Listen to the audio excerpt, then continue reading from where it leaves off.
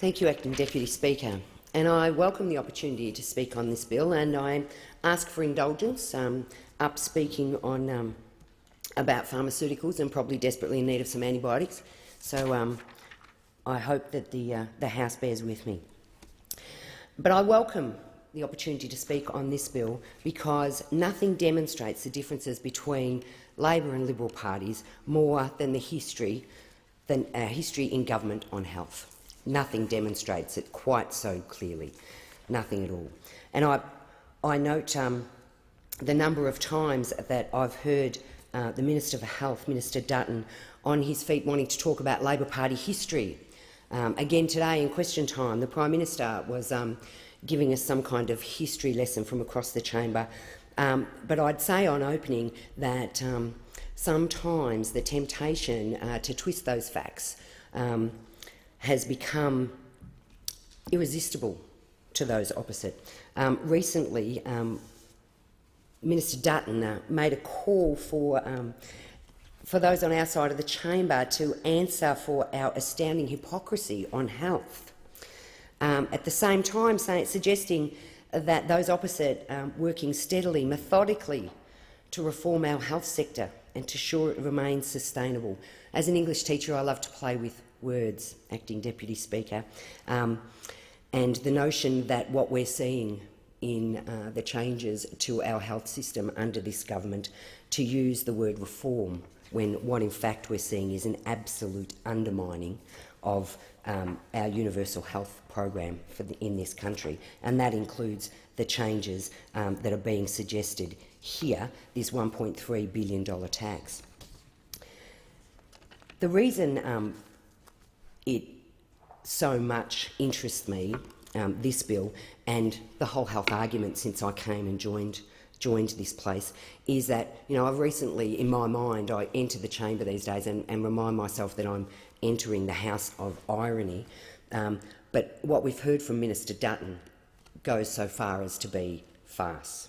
That the theatre of the absurd is occurring in here every day. Harold Pinter could not have written some of the things we're hearing about the history of the Labor Party and health, and some of the resounding use of language to describe what is an attack on Medicare, an attack on our health system.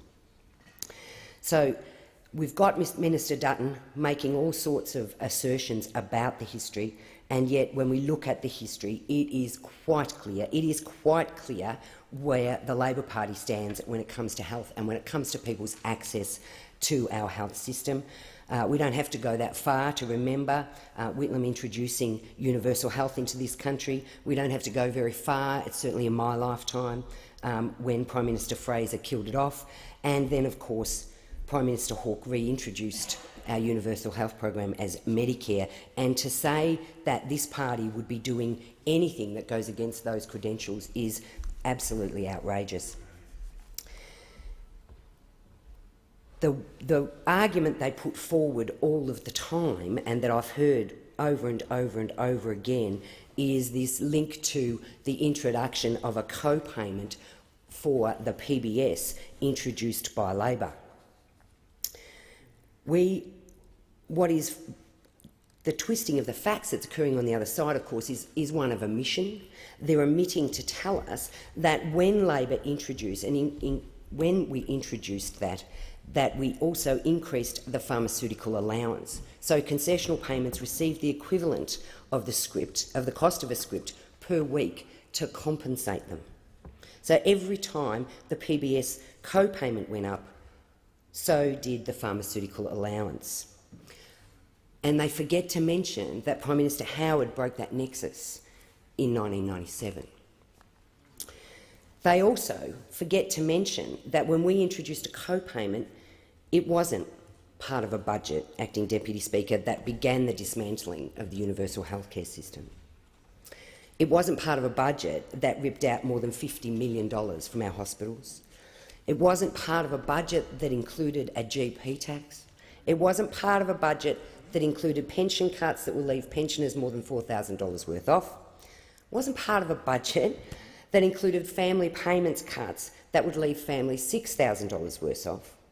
It wasn't part of a budget that scrapped seniors' concessions increase the cost of petrol, etc., etc., etc.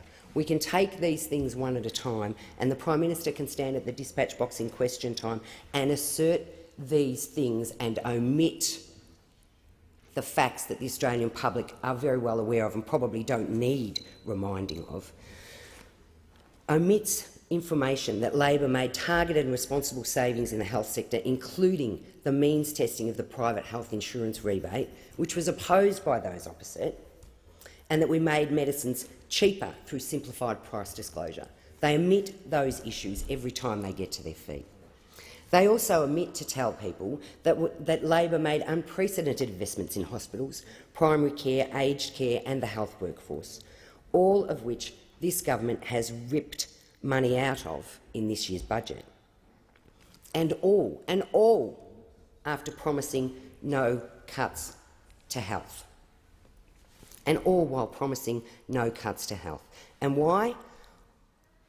The question is being asked in my electorate, in most households. Why are we hearing this day in, day out? Why would anybody want to?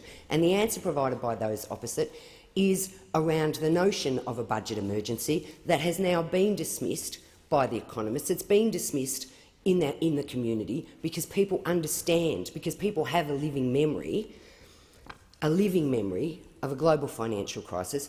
People understand that we have a AAA credit rating, so the furphy doesn't stand up to any kind of test.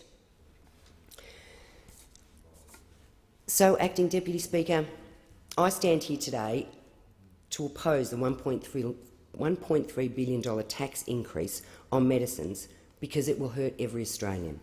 It will hurt people in my electorate probably more than most other electorates, given that in Lalor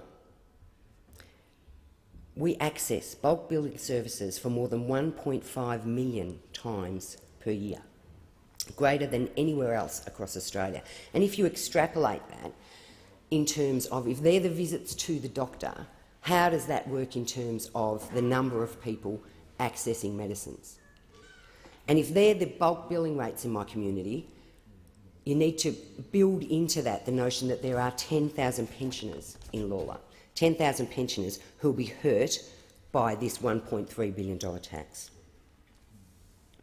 Acting Deputy Speaker, the COAG Reform Council report released in June found that 8.5% of people delayed or did not fill their prescriptions in 2012-2013 due to cost. Now, I don't have to go very far to see that because I've lived that memory.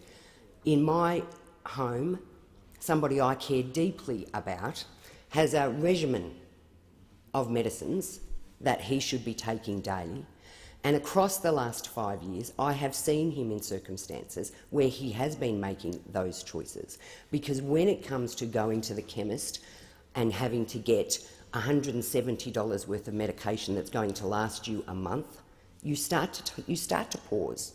I've heard him say to me a million times, but I'm feeling well, I don't know that I need it.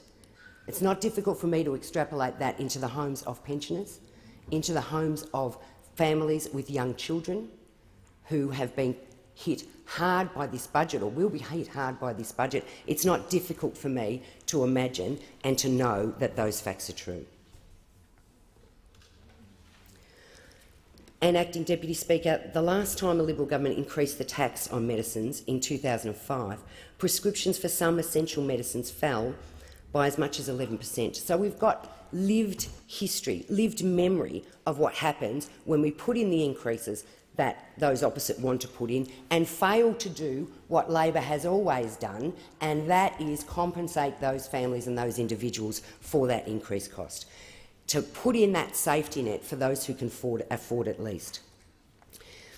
And Acting Deputy Speaker, if this were really about the sustainability of the health system, as we keep hearing, building this notion, this picture of Australia in crisis, our health system in crisis, which we know is furphy, we know from the facts, if it was really about the sustainability, then the revenue would be going back into the PPS, the revenue would be going back into Medicare, but that is not what is going to happen here. It's going to go into the research fund.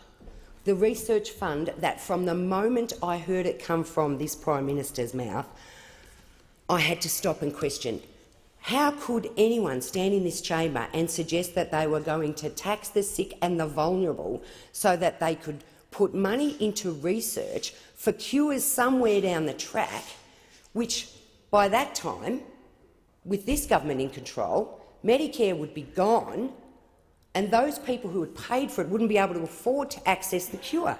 Absolutely outrageous. Absolutely outrageous that those things can be argued in this place.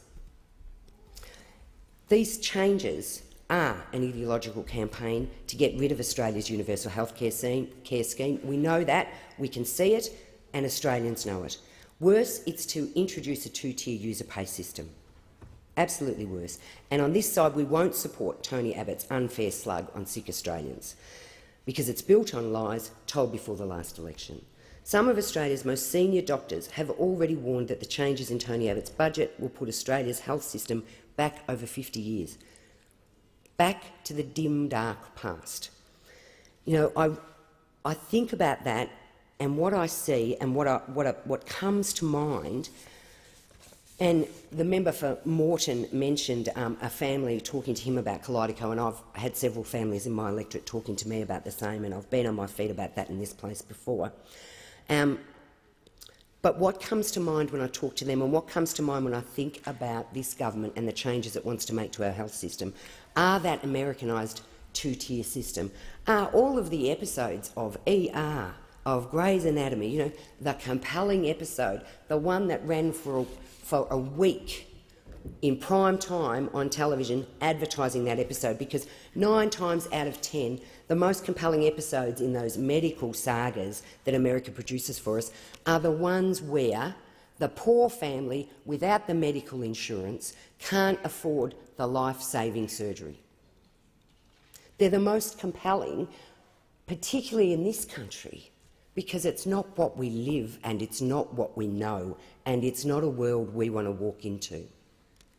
Not a world that we want to walk into. And yet this government puts on the table things that are going to create that world in this country that has always stood for the fair go. This country that is built on notions of egalitarianism.